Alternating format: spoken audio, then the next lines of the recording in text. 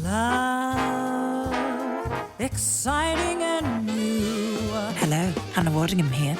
Have you seen the fabulous new Sun Princess? World-class entertainment, exceptional dining, and the greatest pizza ever. It's a love. Don't miss our Come Aboard sale with up to 40% off and free room upgrades. Visit princess.com or call your travel advisor to book. Princess Cruises. Terms and restrictions apply. Offer ends 2/28/25. Ships of Bermudan and British Registry. Flex your business with an American Express Business Gold Card. You'll earn 4 times membership rewards points on your top 2 eligible spending categories, like transit and electronics, each month, on up to $150K in combined purchases per year. Plus, you can now earn 3 times membership rewards points on flights and prepaid hotels booked on AmexTravel.com. Terms and points cap apply. Learn more at americanexpress.com/business-gold. Amex Business Gold, built for business by American Express. Hi, I'm Chris. And I'm Jeremy. And I'm Fergal. And we're from Movie Smash. Comic book movies are having a golden age right now with the MCU. Movies based on comics aren't necessarily a new thing, but they're a big thing. Join us every other Tuesday on Movie Smash. We explore these movies and find some hidden gems. Every other week, we revisit some of the best. And some of the worst movies based on comics or graphic novels. Was Green Lantern as bad as you remember? Heck no! Is Time Cop the most accurate time travel movie ever created? Absolutely. Was Mystery Men way ahead of its time? Should they be revisited? Should they be forgotten? Join us on Movie Smash and find out. Listen wherever you find your fine podcasts.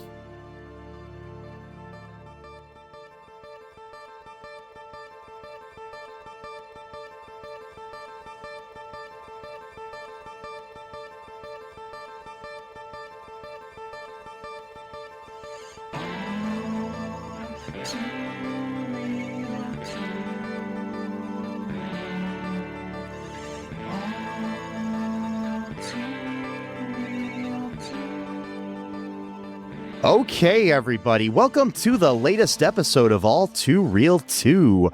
My name is Michael E. Cullen II, and with me, as always, is Sesame, Vertigo, and Carta. And today we have a special guest, Jordan Ramirez. Would you like to tell our audience a little bit about yourself here, Jordan? Okay, so my name is Jordan Ramirez. I am the host of my podcast series, Film Talk with Jordan Ramirez. Sorry if it sounds echoey in here. It sounds like an open room right now. But anyway, so I am a film lover, I'm an animation lover, anime lover, and I also am a huge listophile, which I will explain very much later in this episode. But other than that, I'm a podcaster, a YouTuber, and it's great to be on the show. Thank you, Michael. Before we get started, too, where can people find your podcast if after they're done listening to this, they'd like to find you? Okay, so I tried to get my podcast on Apple Podcasts, but for some reason, there's been so many things going on. But you can find my podcast on on Spotify and on YouTube under Film Talk with Jordan Ramirez. You can watch my episodes there, as well as give me a positive review or a thumbs up even on Spotify just to spread the word. And if you can spread the word, you can help me and the show keep going. That's all I got to say about that. Thank you. That's a good thing to do. Do that for us too. All2real2.com. You can find everything there. Also, we're on all the platforms, so just check us out there, folks. We're on the social medias that still exist before they're all banned, and but then while we still have some freedom of speech. Anyways, today on the show, we're going to let our guest tell us a little bit about the movie that he chose for us to talk about. Because this is a new series I decided to start called Be Our Guest, in reference to Beauty and the Beast. No, for some reason. But so we're going to let our guest, pick the movie. And today, what have you picked for us, Jordan? So today I have picked 2017's The Green Fog by Guy Madden, Evan Johnson, and Dalen Johnson, I think is the other one.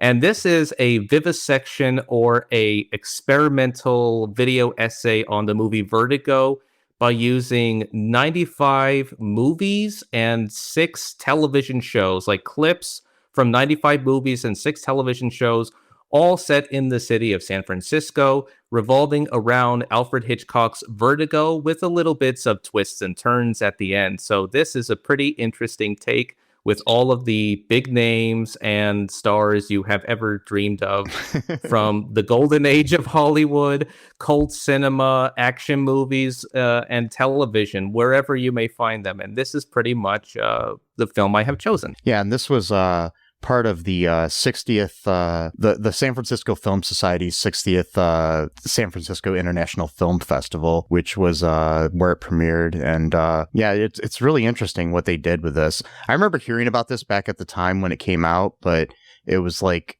I always wanted to see it, but we have access to it on the Internet Archive right now. So it's only in 240p, but it's still pretty watchable at least. So yeah. It's not too pixelated or anything, so it's decent. No. What did you think of this, Sesame? I loved it. I didn't really know what it was about at first because I never seen Vertigo before, so I was just watching it, with fresh eyes, and I had no idea what it was about. But I was like enthralled with. I watched it again last night, so I watched it twice, and yeah, I just loved it. I thought it was really unique. Like whenever anyone was going to talk, they would just like end it right there. So it was like conversations about to start, but they never start and stuff like that. I thought that was really interesting. Yeah, it's definitely an interesting way to go about it. Especially, it's kind of like a recontextualization. Like if somebody told you the story of Vertigo and you couldn't use, there's like one shot from Vertigo in the movie, but it's just a really incidental shot. But if you take, if somebody said, "Hey, recreate Vertigo," but you can't use any footage from Vertigo. It's really interesting. I love experimental film. I took an experimental film class in college that I really enjoyed different things. I mean, like Maya Deren and Stan Brakhage and people like that are kind of like my heroes when it comes to making that type of films. And I've done some experimental films myself, which Sesame's done some of the music for and stuff. But yeah, it's really an interesting thing. So why did you pick this, Jordan? Like, what drew you to this movie? So going back to what I mentioned, I'm a listophile. I'm a huge fan of the lists of John Waters. I just read his most recent top 10 movies of 2024. And whenever I set out to find whatever obscure or maybe underrated film or film that nobody talks about as much, because I try to listen to other podcasts talk about other movies, I stumbled upon this film, and I might have I keep it in my notes here of just the reaction that John Waters gives as to why he picked this movie. And I think I have it right here. And so for this film that he chose, The Green Fog, he called it an avant-garde ode to San Francisco, the most cinematic of cities, told entirely through clips of film shot there, but with all the dialogue cut out, so the parts of the movies that originally didn't matter now do. Abstractly clever, strangely compelling, and just about perfect. So that was my reason why I had to check this out, because after reading that and I had to watch the trailer, I'm like, I have to see this movie because this is something I love. And also, I've watched a few of Guy Maddin's other movies. I've watched his version of Dracula. He did Brand Upon the Brain from 2006, which was another experimental film he made. I haven't seen My Winnipeg. And he did The Forbidden Room, which was his take on like lost or unseen movies that were destroyed, but is the reason why I chose this movie. Yeah, I was not familiar with Guy Maddin before this at all, so it kind of makes me want to see more of his work after this, which I'm definitely going to have to check out some of that stuff. Yeah.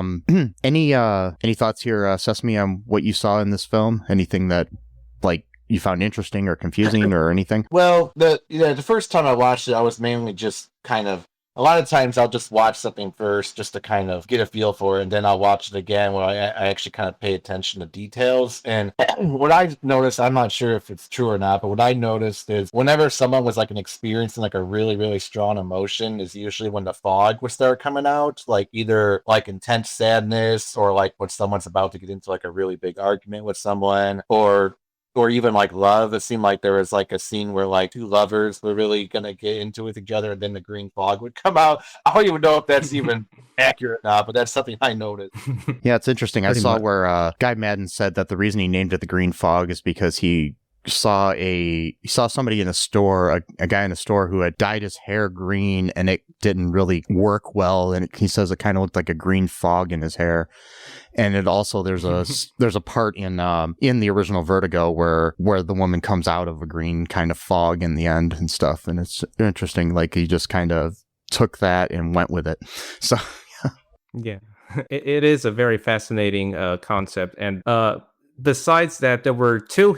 Besides Vertigo, there was also another Hitchcock movie that they used clips from, The Birds. Yeah. You might have spotted it at the end credits. And there was also, this was a film I had tried to find, an incident in San Francisco, which is mentioned at the end credits. You won't find it anywhere, not on the internet. You would have to get like a bootleg copy of it on DVD. And the other one it's on DVD, but it's an adult movie that they were showing, Thundercrack, which is an adult movie, which also has an intermission. It's over 2 hours long, has an intermission. And it's a pretty interesting film. But other than that, I just thought it was...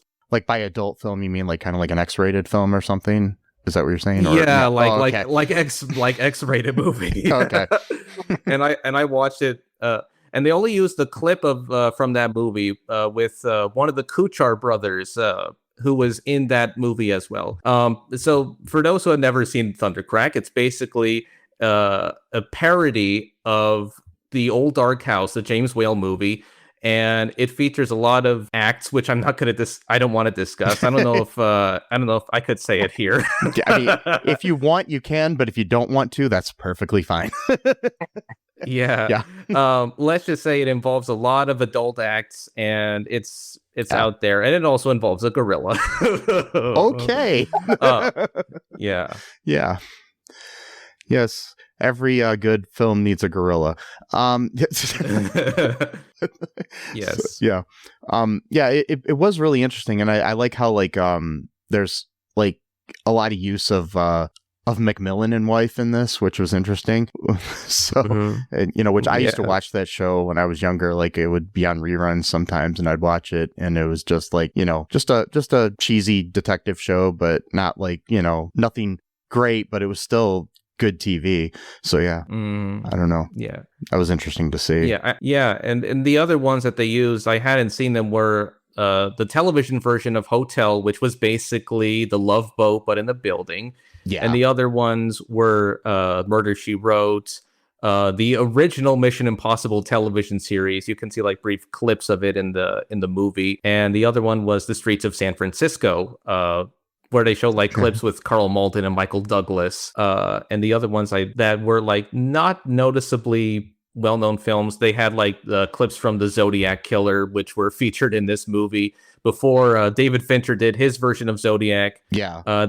They used this version of The Zodiac Killer, which I watched in its entirety from beginning to end. It's a pretty interesting sort of grindhouse type movie from the early 1970s decade. Yeah. There's also like lesser known clips from Daddy's Gone A-Hunting, or really great science fiction movie clips from Time After Time. They use that one, and Star Trek 4, and I think and they also use like clips from the movie Crackers and Portrait in Black with Anthony Quinn and Lana Turner. You might notice there were a few clips. And I also like that in the audio that you listen to when it sounds distorted and in slow motion, those audio clips were taken from the Joan Crawford, Jack Palance movie Sudden Fear, came out in 1952. And you'll notice a lot of like clips of big movie stars that one may or may not have noticed, like Humphrey Bogart in Dark Passage, or the films that I tried to skip over,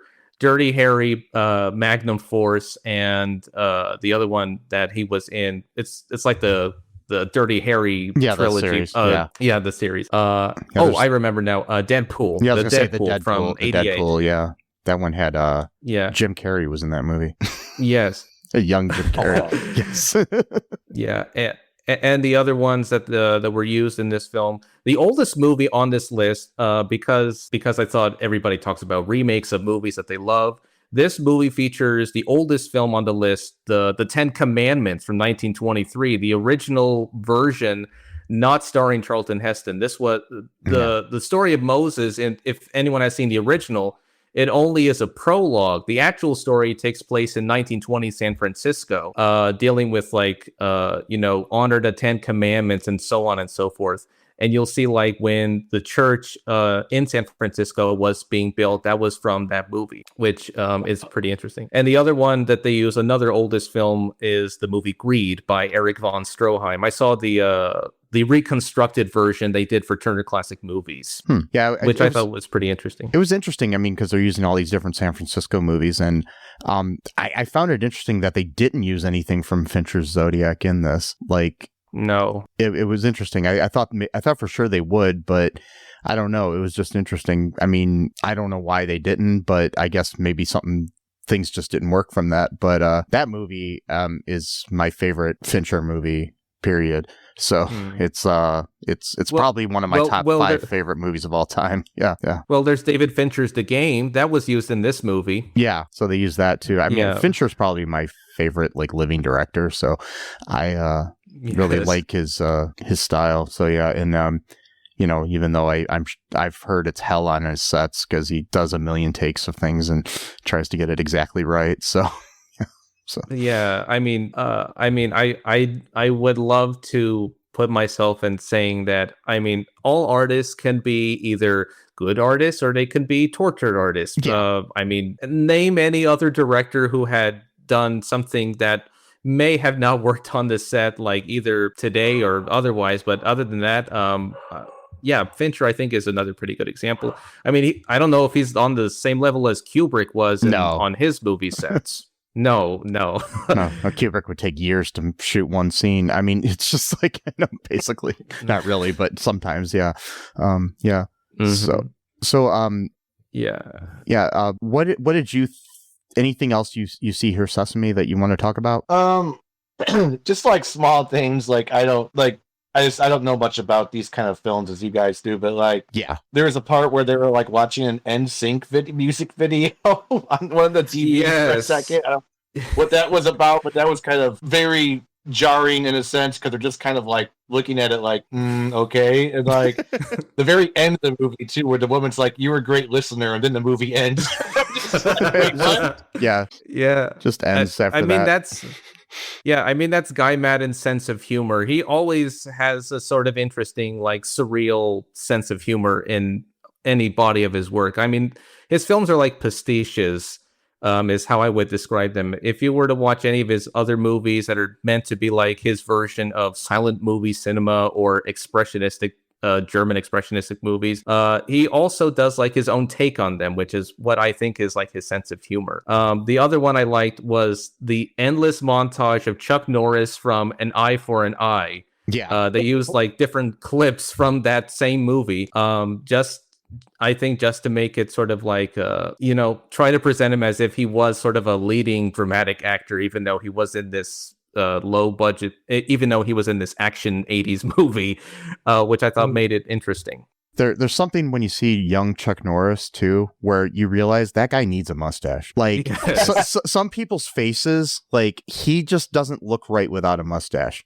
It's just something. It's kind of like Tom Selleck. Sometimes when you see him without a mustache, you're just you need a mustache, man. It's just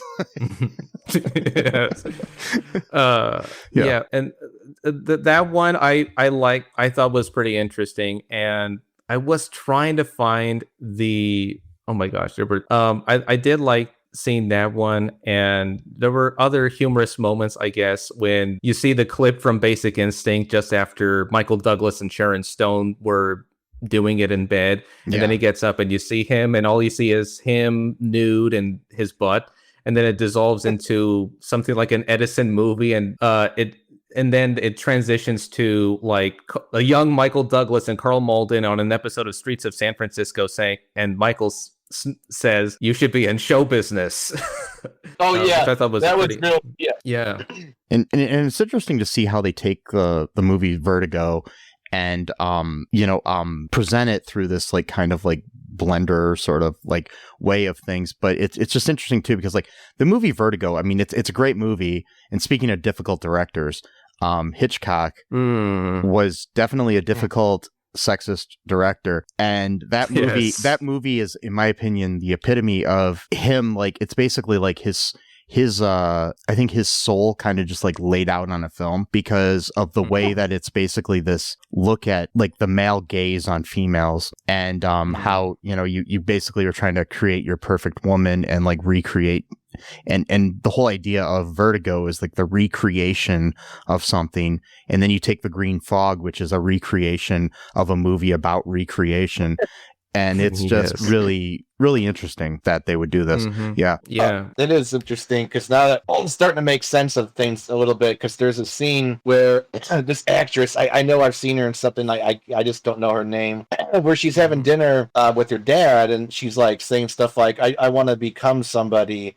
And he's like, oh, you always were somebody. And then later on, they're at another dinner, I think either with the same actress or maybe a different one. This guy is like, oh, maybe just change your hair a little bit and do this with your face. And like basically saying she's not beautiful enough the way she is, that they have to like do her hair and stuff. So now when Mike says something about like, oh, trying to create the perfect woman, I'm like, oh, maybe that's what that scene was about, Yeah, you definitely. I would love to maybe in a future episode, Sesame, like get your take on Vertigo if you end up watching it, because I think you would. I'd like to see what your feel about that movie is. It's a beautiful movie, but it's got some problems, like with. I mean, with modern society, I guess it would have some problems if people look at it. But you can also look at it as a warning about how men view women a lot as like a visual sexual object, as opposed to having a soul and being a real human sometimes, which with things like we're talking about X-rated movies earlier, like how people put women as sex objects as opposed to actual living, breathing humans who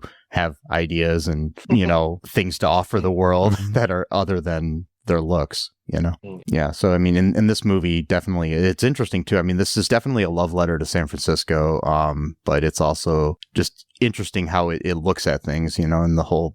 I just thought it was an interesting concept. It's just interesting that this wasn't what they originally wanted to do when they started doing this project, but then they kind of found their way in through Vertigo, because there wasn't really going to be a story. It was originally just going to be like clips of movies that take place in San Francisco, but they found a way to do this. So yeah. Pretty much. It's nothing like Christian Marclay's The Clock or Final Cut, Ladies and Gentlemen, where in that film, I think it's from Hungary, where they just take clips and it's in the form of a romantic movie. Or in Christian Marclay's The Clock, which is 24 hours long. You won't find it on the internet. You would have to go to like an art museum exhibit. It's just you're watching clips of different movies and TV shows of The Clock in real time. But I mean, I like collage art. I think collage film is also pretty interesting. And I noticed before I did this, that Guy Madden had to get a fair use lawyer before this movie was supposed to premiere, because even though these clips were taken directly from films that are copyrighted, he couldn't publish this on DVD or on any streaming platform. I don't know if Criterion did it years ago, but it's an interesting concept. And as I watched something and as I read, he had it previously on Vimeo. Vimeo doesn't have it anymore, so I guess he moved it directly to Internet Archive. So yeah, that's pretty much where he wanted to put it. Yeah, I mean, I can see a lot of the reasons that there's like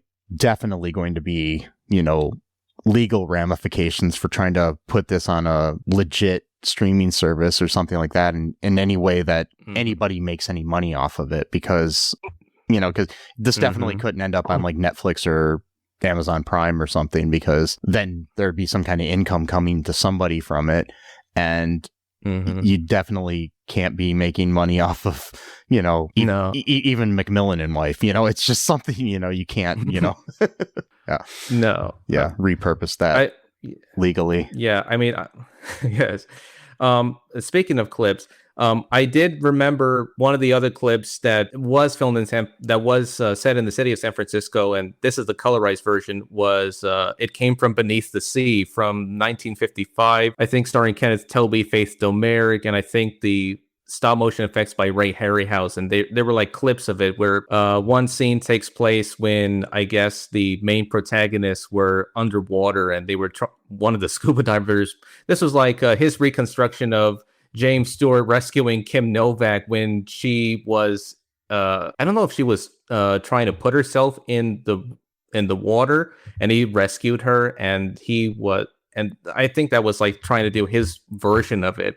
But it's pretty interesting. Or there was another scene where you see like a clip of McMillan and wife, and you see a brief clip of the famous octopus when it comes into the San Francisco Golden Gate Bridge, and the fire and the people with these huge flamethrowers were trying to attack this large octopus-like monster.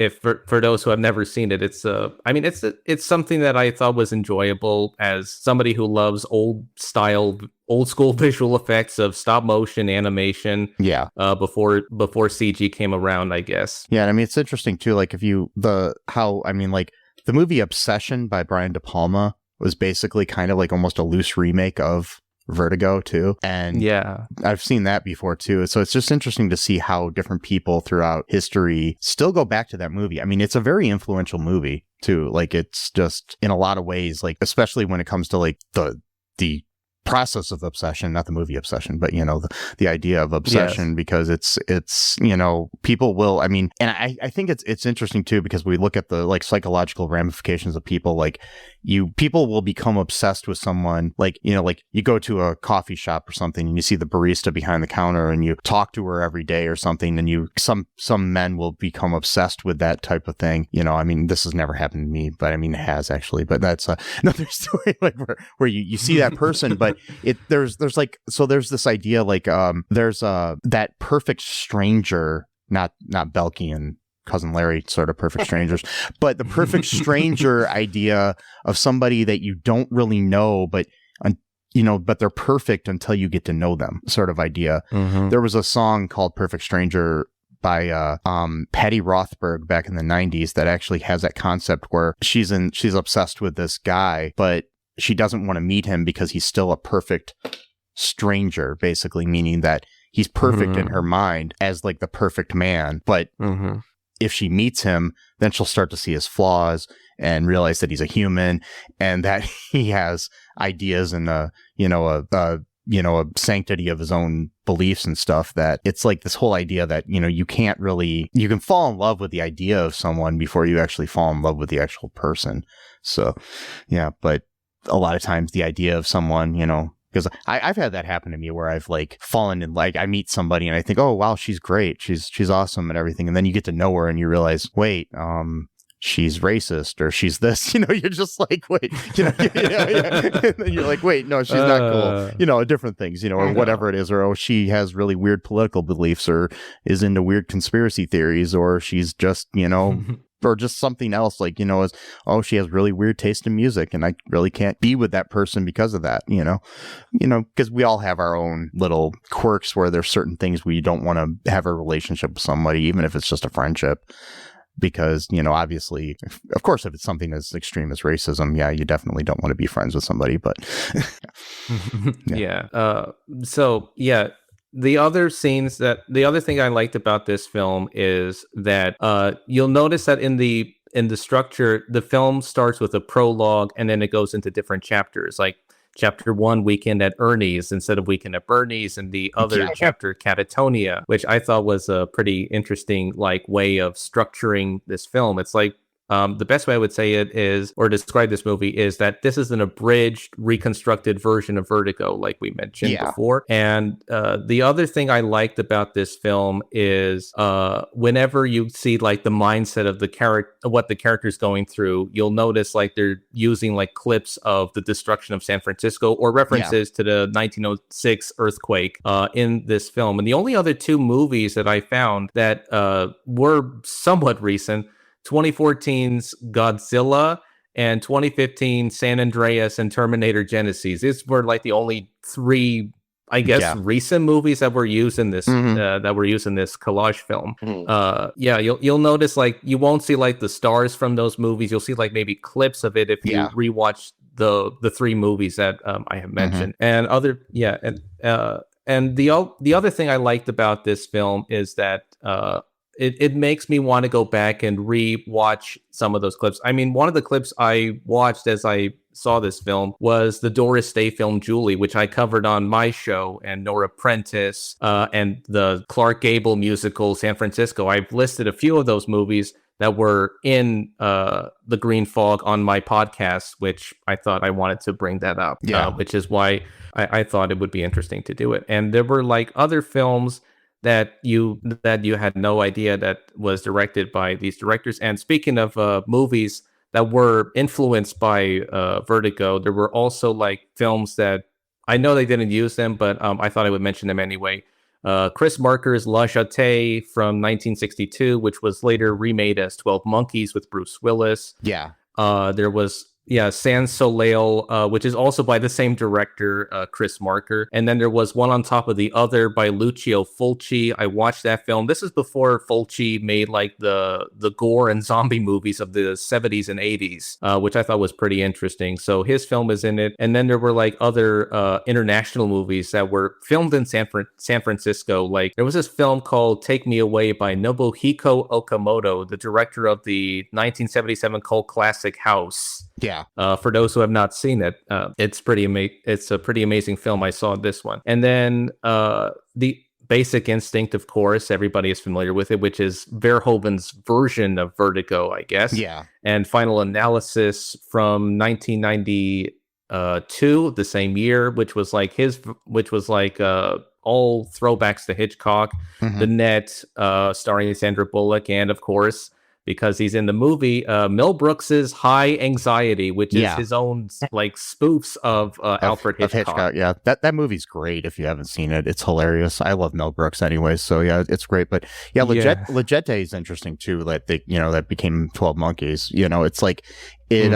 That's an interesting film because that's just like kinesthesis, where it's just photographs, and it's not really, it's like a collage of photographs, and not really, there's only like one moving image in that whole movie, but it's just where you kind of zoom in and out and almost do the Ken Burns effect on photos, but just to show what you're trying to do and stuff. And it's interesting concept. I made a couple of films like that when I was in my film classes in college, so it was interesting style. Yeah, pretty much. I was like a fan of Chris Marker, and I liked the French New Wave filmmakers as well. And as you mentioned Maya Deren. The first film that every college student would see when they study film was Meshes of the Afternoon, a very dream-like, she never called herself surrealist. She always referred to her films as like film noirs or movies of the state of mind, which I think it's pretty much a true statement, and it does have that same effect. Another filmmaker who unfortunately sadly passed away very recently, David Lynch, who directed his film. You can see the rest in peace, David Lynch. I mean, you can see the like Hitchcock and Vertigo inspiration in his films and his TV shows and stuff. There's definitely a thread there that led to Lynch. I mean, I liked his film Mulholland Drive. The only other films I have not seen, I haven't seen Twin Peaks, I haven't seen Blue Velvet, I haven't seen his version of Dune, or The Straight Story, his only G-rated movie with Richard Farnsworth. Or his other really interesting films, like like all the other films that he made. I've seen a clip from his first some of his short films that he made back in the late 60s and early 70s. Or his most famous masterpiece, Eraserhead from 77. I only saw like a clip of that movie. But going back to, sort of like filmmakers influenced by Vertigo and doing their own versions of it, I always thought that Mulholland Drive was like his version of Vertigo, but done in a completely like dark and surrealistic and almost visionary way that I thought it does feel like a Vertigo film, but at the same time, it's his own version of it. Yeah, I mean, and if you look at the whole idea of Vertigo's like obsession with a woman and trying to create the perfect woman, I mean, it all comes back to like Pygmalion or My Fair Lady sort of thing too, when it comes to like trying to create that perfect female, you know, and like the whole idea of like the whole like, you know, history of Pygmalion and everything. I mean, I made a short film when I was in college called A Porcelain Pygmalion in Reverse was the name of the movie. And it was about a little porcelain doll that instead of the guy becoming obsessed with the sculpture that he was making, which was Pygmalion, I had it where the porcelain doll was obsessed with the guy. The doll came to life and was obsessed with the guy, and then he ended up having to get rid of her by burying her in the backyard. So yeah. It's amazing. I would remember going into, this is not related to film class, but like in Greek mythology class about the whole Pygmalion myth. Like, if there was like a reversal, instead of it being like from the female gaze or like the male gaze onto the woman, it would be like, what if there was like a female version of it, but it's the male gaze, but then someone would say, oh, it's the same thing like what you're doing, but I don't know how it could be different. I don't know how you do a gender reversal and try to say, oh, I'm not trying to be sexist by saying that we're objectifying women. I'm just saying that we're trying to be equals here. And then you're like, I don't know if you're being equal. You're just doing the same thing like what this director did, I guess. It's true. I mean, you know, it's the whole thing. I mean, did you notice any themes in here with Sesame or anything that you found interesting in this movie that you'd like to add?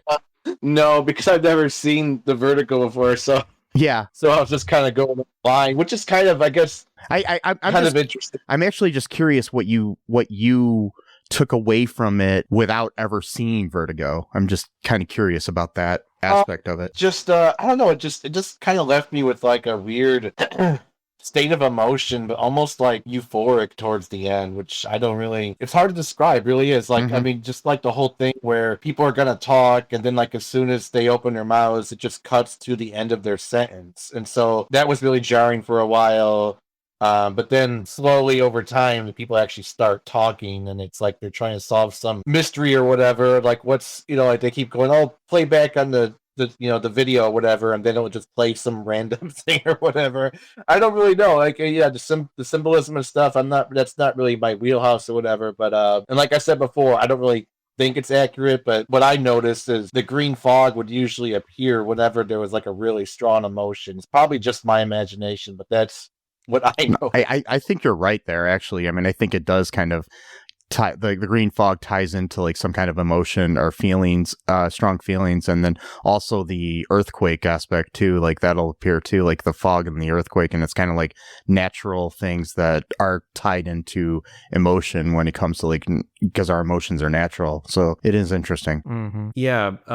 I would agree with him there, because when I was watching it the first time, I did not understand the usage of the green fog or the usage of the earthquake, but yeah, I would say it definitely does. It does have an emotional impact on it as well. There's a lot of like usage of, you know, tinting the colors or tinting you know, things that may seem like it was shot for night or something like that, which I thought, you know, it's pretty much an interesting concept. The other thing I liked was whenever you do see like the montage of arguments from various clips, obviously from like Hotel or Murder, She Wrote, or Jagged Edge with Glenn Close and Jeff Bridges, or Jade, or any of those other movies, when they start arguing and the earthquake starts to erupt, it does have an emotional impact. And I just love that it ends with Nicolas Cage from The Rock saying, this is one of the deadliest substances on Earth, so why don't you cut me some freaking slack?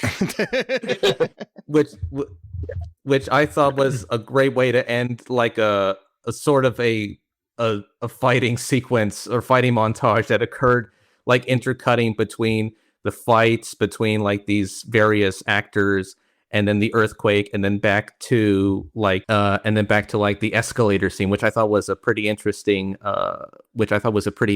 editing choice. Yeah, to use escalator. It It was interesting. I mean, I really like this.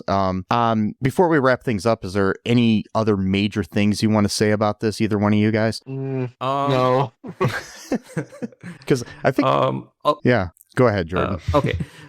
Okay. So I think the last thing I'll end up with is if you try to watch all the movies or TV shows that were used in this film, I would say don't watch all of them at once because it'll be a waste of your time. Just try to separate.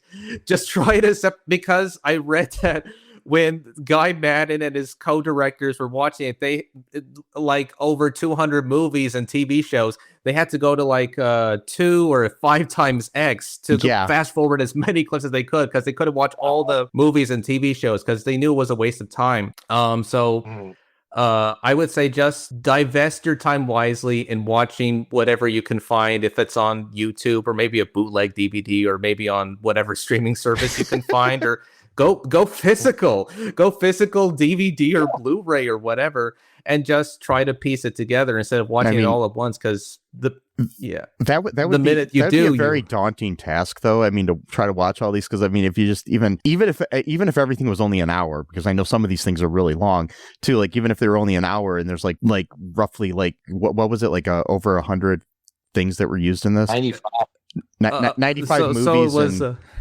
So 95 movies and 6 television shows. So yeah, I mean, even in an hour a piece, that's like, you know, you're wasting over 100 hours of your life. So so it's like, not wasting. But what I'm saying is that would take a lot of time management, and that would take years to probably go through. So yeah, I mean, I guess you could do it. You know, I mean, I've sat down and watched, hour dramas, like binged watched the whole show, and then they have like 300 episodes, and you're just like, wait, what? Mm-hmm. I just, watched all that in like a couple months. But yeah. When you do that, well, you're invested though, so your mind is kind of ready for it. Yeah, but it reminds me though.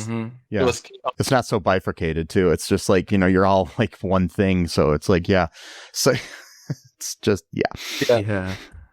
Speaking of Nicolas Cage, though, it reminds me of an episode of Community where it's like either in a film class, it's like Nicolas Cage, good or bad, and the professor's like, I must warn you, pace yourself. Don't watch more than 2 Nicolas Cage movies in a day. And Abed Nadir, of course, he's like the prodigy, and he's like I'm warning you, like don't get too ahead. So like he ends up like getting into this huge conspiracy theory where he's like, there's like a scene in Snake Eyes where it looks like an alien is coming or whatever. And, like he like loses his mind. He watched so many Nicolas Cage films in like 3 days.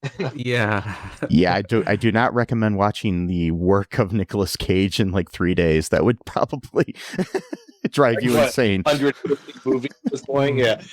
That also reminds me of there was another TV show, Brooklyn Nine-Nine, where the captain's husband and Jake, the main character, were stuck in quarantine together, and Jake brought his whole film collection, and all of his movies that he brought were Nicolas Cage films, and and he's just like, and the guy's going crazy. It's just like, there are other actors, right? You're just like, just going crazy. Yeah. Wow. Yeah. Mm-hmm. No, yeah. But anyways, I'd like to thank you, Jordan, for coming on the show. Can you remind our guests again where they can find your show and what the name of it is? Oh, sure. So my show is called Film Talk with Jordan Ramirez. My episodes drop on Fridays at 4:00. And you can find my show on YouTube and on Spotify. And you can also reach me on Facebook, Instagram. I'm hopefully not using Threads, and I'm hopefully going to use Blue Sky. So yeah, pretty much. Yeah. We're also on Blue Sky. For Cullen Park Productions, the producers of the show. You can find us everywhere. Just go to all2real2.com and there's links to stuff there. Our Twitter link on there actually takes you to our Blue Sky because I got rid of Twitter because F Elon. And so yeah. But yeah, thanks again for joining us. Just want to remind people that, be sure to subscribe to our show, subscribe to Jordan's show. Give us reviews if you can, because that's the best way to get the word out there. Share it with your friends. Share this episode anywhere you can. Just remember that I love you. Sesame loves you. Jordan probably loves you too. And remember that the world is a crazy place. Don't let it get to you. Black lives matter. Trans lives are human lives. Free Palestine. And until next time, bye-bye. Thanks for listening to All Too Real 2 podcast, a Cullen Park production. Produced and edited by Michael E. Cullen II. Music by Matthew Hawes. Subscribe and share the show. Visit us at cullenpark.com.